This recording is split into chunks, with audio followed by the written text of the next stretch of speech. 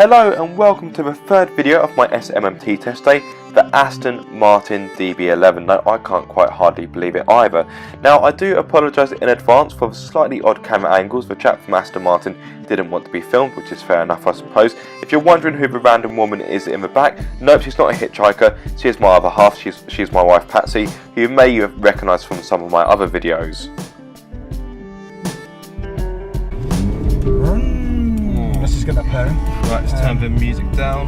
GT. So can you see that says GT on the right? Yes. Yeah. Now, if you push the S button and it goes to, so push in the definite push and then let go. There you go. So there's sports. You see the screen change then? Yes. The TFT, thin film transistor or thermal. Push it again and listen. Valves. Okay. Yeah. So Sports Plus means that you've got access to that 600 brake horsepower on tap, Maximum attack, and 700 newton meters of torque. Or if you work in old money, that's 516 foot-pounds. It's Jesus. a very linear delivery of power from the 5.2 twin turbo engine. There's no lag, it's on there, turbo lag, and certainly there's no peak power. It's linear right the way through. Very clever design with the turbos because they're twin scroll, and they're basically you've got geometric shaping on the blading. Yeah. So as it spins up at low RPM, which is at its least efficient, you're getting the gases directed to where they're required instantly, so you eliminate your lag, and then it's very linear as it goes through. And the system itself has got a sort of pressurized turbos at around about 10 psi. The gearbox in this car is brilliant. It's an evolution of this 8-speed ZF that we first introduced to Vanquish and Rapide S, but it's now into this one. It's actually shorter on the casing. It's by 60mm, but it's a great car, as you're about to find out. So. I've just proved the point that someone can fit in the back of an Aston Martin. Not very well, but yeah, you are in the back of an Aston Martin. I would break my limbs to get in the back of it. It's got the square steering wheel as well, which I actually I sat in a DB9 GT. I didn't drive it, but I sat in it. I must say it's a very peculiar feeling having a square kind of steering wheel. It's right. I say slightly. There's two things that it will actually teach you or encourage you to do, and that is, see how you're holding the steering wheel now, 2/4 Yeah. Right. With any modern car, you've basically got a very fast turning brake. So on that, this is a 13:1 ratio. So what that means, quite simply, is when you turn the steering wheel and cross your arms, the turning wheels are turning a lot. Yeah.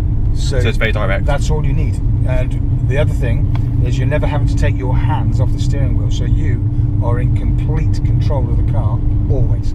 The worst habit that I see so often, which my personal feeling is there should be a law against it, and that's driving one-handed.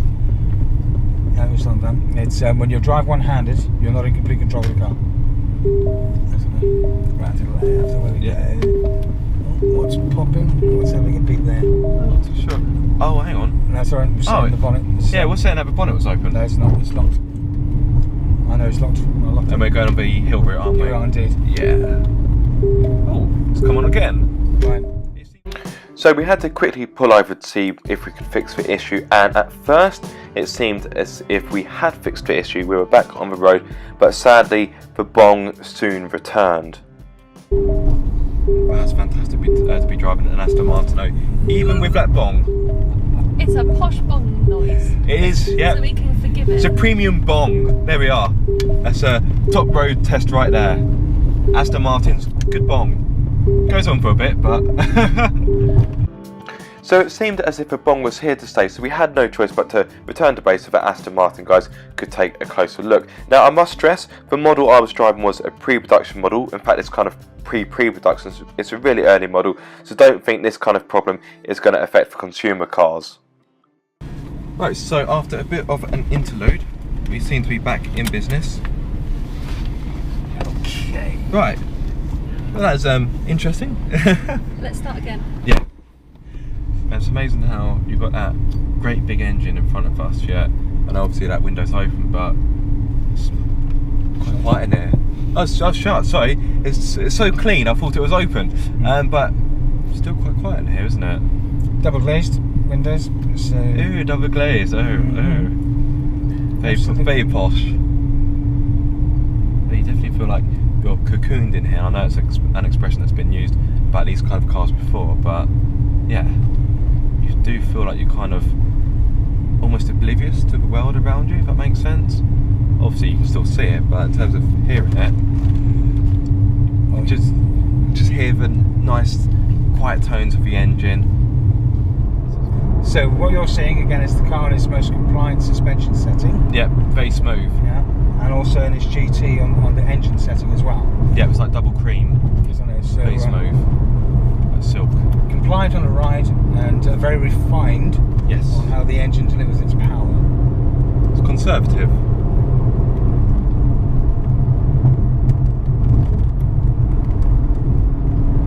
So I can see you suit this car. Don't tell him that. Yeah, don't let the riff-raff in. Too late, I'm already here. So again, it's when you've got nothing ahead of you, and certainly the vehicles behind, they're not allowed to overtake us. Yeah. Not without consent. Yeah. So by all means, as I say, use both of the lanes.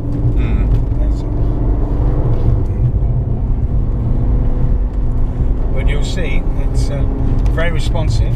Yes. Even in its GT mode, and the steering is very direct. Where you point it, it will go. Yeah. This does feel like a big car, but well, it is a big car, but it still grips well. Obviously, it's not going to feel featherweight like an MX-5, but it doesn't feel like a barge. I hope not. I certainly don't. You push the S button. No, it's not there. Okay, you're now in sports. Yeah. Mode. You're going to feel a difference. It's more responsive. Yeah. It'll hang on to the gears a little bit longer. Yeah, and the engine note is a bit loud as well. The engine note fully changes when you're in Sports Plus. Yeah, the engine's definitely more audible, isn't it? Which is by no means a bad thing. Well, obviously, one of the signatures of an Aston Martin is that wonderful noise that you get from the exhaust system.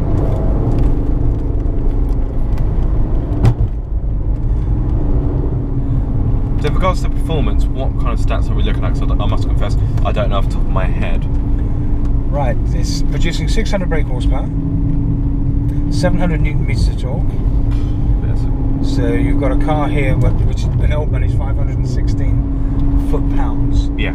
Capable of 200 miles per hour, and will get you 0 to 62 miles per hour in just under 4 seconds. So it's a very, very quick car. The nice part about it, it's the torque and mid-range uses. Everything's on tap. It's all there.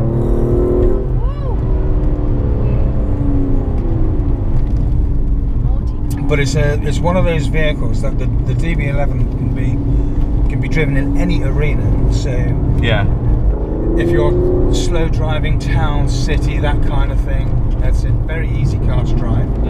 Sports Plus.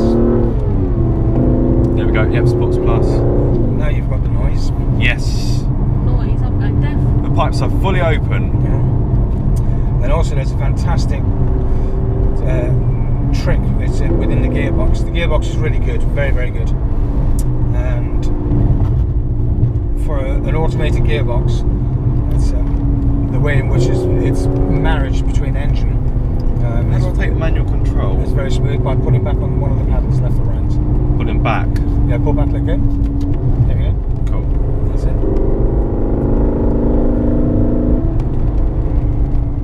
So we have a thing with this Touchtronic 3 gearbox. We have something which is called an optimal downshift. Now, obviously, you're at a test facility here, which we're governed by speed, but you can still see it work. Yes. Not as efficiently as you would do if you were on either a mile straight or a race circuit at high speed. But what we will do, it's